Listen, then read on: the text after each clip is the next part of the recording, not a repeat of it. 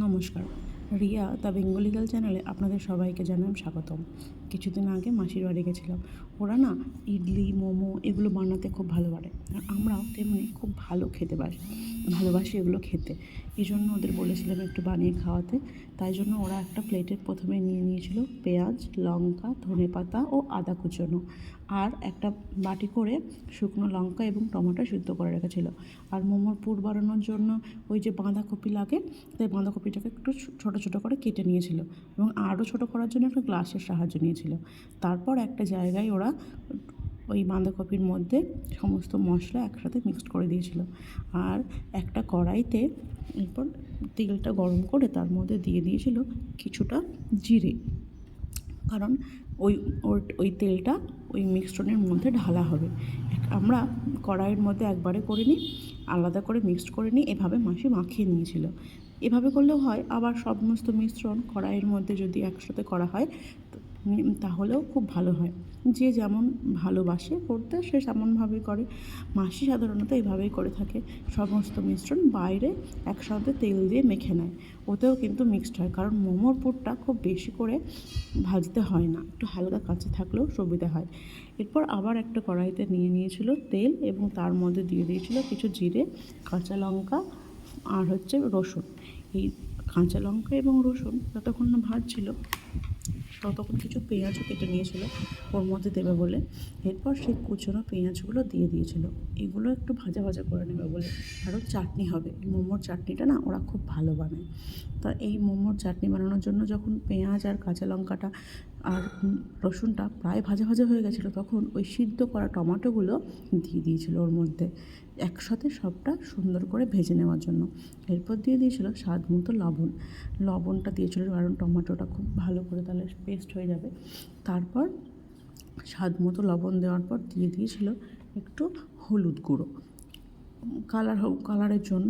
এই হলুদ গুঁড়ো আর লঙ্কা পুরো আর লবণ পুরোটা দেওয়া শেষ হয়ে গেলে তখন মাসি দিয়ে দিয়েছিল কিছুটা জিরে গুঁড়ো বা ধনে গুঁড়ো, দুটো একসাথে মিক্সড করা থাকে ওদের। জিরে গুঁড়ো, ধনে গুঁড়ো একসাথে মিক্সড করে ওরা দিয়ে দিয়েছিল। এরপর সুন্দর করে নেড়ে নিয়েছিল এবং যতক্ষণ না পর্যন্ত তেল ছাড়ে ততক্ষণ নাড়তেই থেকেছিল। এরপর যখন পেস্টটা এই অবস্থায় চলে এসেছিলো তখন ওটাকে ঢেলে নিয়েছিল একটা মিক্সিং জারের মধ্যে, ওটাকে মিক্সড করা হবে বলে। কারণ এবার মিক্সড করলে পুরো আমাদের চাটনিটা রেডি হয়ে যাবে। এরপর এই মিক্সিং জারে ঝাল দেওয়ার পর একটু যখন ঠান্ডা হয়েছিল তখন ওর মধ্যে দিয়ে দিয়েছিল পরিমাণ মতো জল। তারপর মিক্সড করেই হয়ে গেল চাটনি রেডি। চাটনি তো খুব টেস্টি হয়েছিল খেতে, যদিও আমি তখনই একবার দেখে নিয়েছিলাম কেমন খেতে হয়।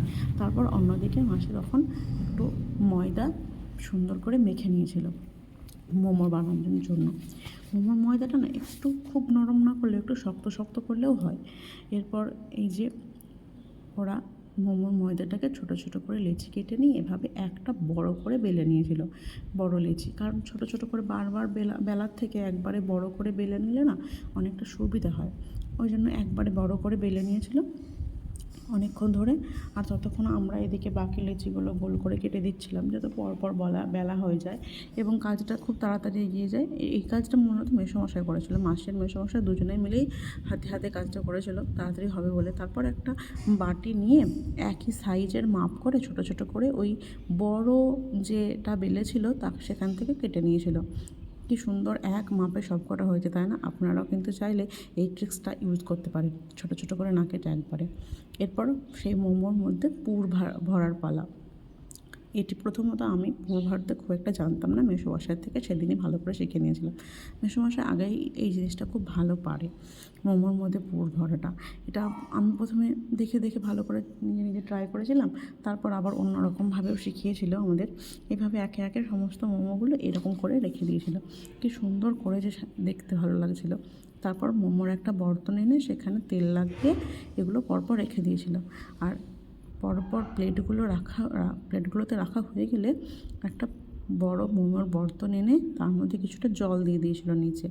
আর এই যে প্লেটগুলোতে মোমোগুলো সাজিয়ে রেখেছিল সেগুলো এক এক করে ওই মোমোর বর্তনের মধ্যে সাজিয়ে দিচ্ছিল, কারণ স্টিম হবে বলে।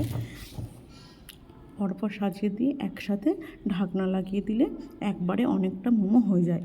সাধারণত দোকানে এভাবেই করা হয়। আমাদের বাড়িতে মোমো এইরকম বর্তন নেই, তাই আমরা অন্যরকম একটা বড় থালাতে এই যেগুলোতে এরকম স্টিম ফাটা করা থাকে সেগুলোতে করি। প্রায় 15 মিনিট পর একবার চেক করে দেখা হলো, হ্যাঁ অনেকটা হয়ে গেছে। কি সুন্দর মোমোগুলোর কালার বদলে গেছে। এই জন্য মাসিকে বলেছিলাম এবার তুলে নেওয়ার সময় হয়ে গেছে। দেখা হলো হ্যাঁ তুলে নেওয়ার সময় প্রায় শেষ। এই জন্য তারপর একটা প্লেটে আমরা আর পরপর তুলে নিয়েছিলাম। ভাইরা তো বাইরে থেকে বলছিল যে আর থাকতে পারছে না ওরা খাবে বলে। এই যে মোমোগুলো তুলে নিয়ে বাটির মধ্যে চাটনি দিয়ে হয়ে গেল মোমো রেডি।